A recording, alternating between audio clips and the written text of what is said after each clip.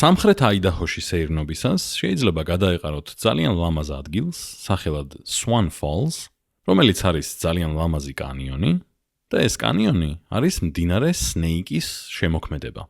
ეს მდინარე ათასობით წლის განმავლობაში ნელ-ნელა ეროზიის გზით შლიდა ქანებს და ნალექს და შედეგად წარმოქმნა ეს კანიონი.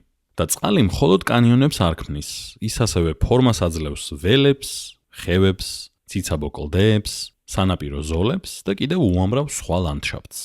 იმის გათვალისწინებით, რომ წყალი დედამიწის ზედაპირის 70%-ზე მეტს ფარავს, ალბათ დიდად გასაკვირი არაა, რომ ძალიან დიდი როლი აქვს პლანეტის ფორმირებაში. წყალს აქვს ძალიან დიდი ძალა.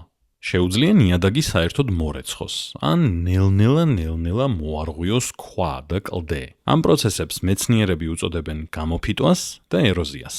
ანუ, როცა წყალი ქანებს ანაწევრებს პატარა ნაწილებად, ეს არის გამოფიტვა, ხოლო როცა წყალი ამ ნაწილებს პირვანდელ ადგილს მოაშორებს და სხვაგან წაიღებს, ეს არის უკვე ეროზია.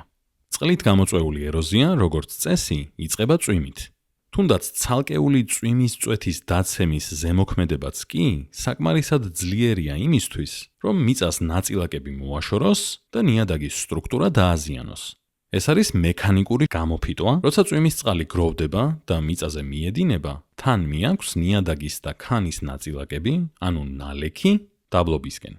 მცირე ნაკადებში გროვდება ნალექი, შემდეგ ეს ნაკადები ერთიანდება და წარმოქმნიან დიდ მდინარეებს, რომლებიც ყოველწლიურად მილიარდობით ტონა მასალას მიაქანებენ ოკეანეებისკენ.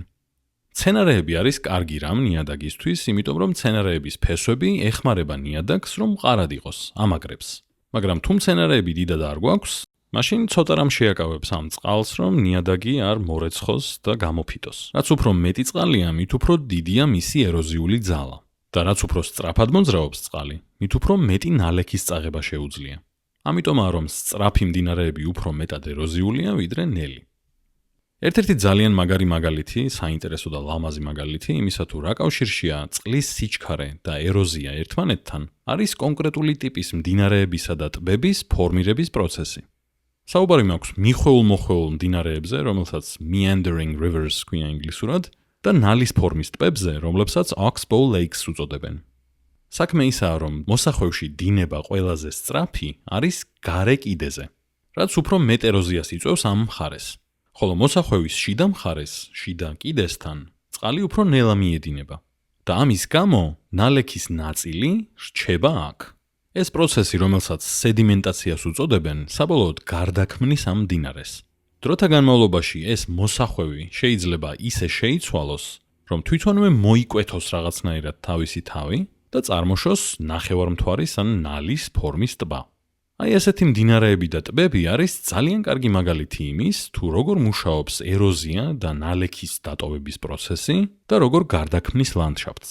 და აქამდე საუბრობდით მხოლოდ მექანიკურ გამოფიტვაზე და ნგრევაზე, მაგრამ რეალურად წყალს შეუძლია ქიმიურადაც გამოფიტოს ნიადაგი.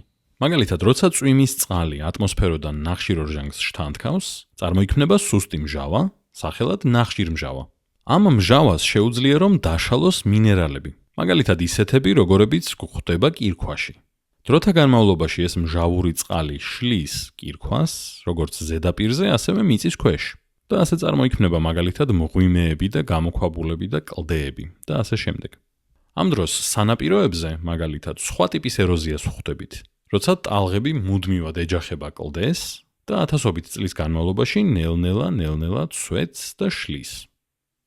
და ახლა თუ დაუბრუნდებით Snake Rivers და Swan Falls, რომელიც გველის მდინარე და გედის ჩანჩქერი გამოდის ალბათ, მარტივად დავინახავთ გამოფიტვის და ეროზიის მაგალითებს. ამ კანიონის კლდეებს ფორმა მისცა ათასობით წლის განმავლობაში წყლის დინებამ.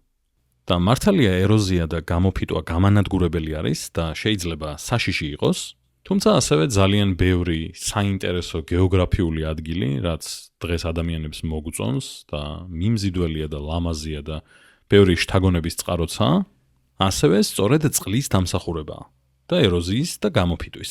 ასე რომ ეს პროცესები რომ არა, არ გვექნებოდა კანიონები, არ გვექნებოდა მღვიმეები სავარაუდოდ და გამოქვაბულები ან იმდენი მაინც, არ გვექნებოდა მდინარეთა ლამაზი სისტემები და ასე შემდეგ, სხვადასხვა გეოგრაფიული ობიექტები, რომლებიც ესე მოგწონს.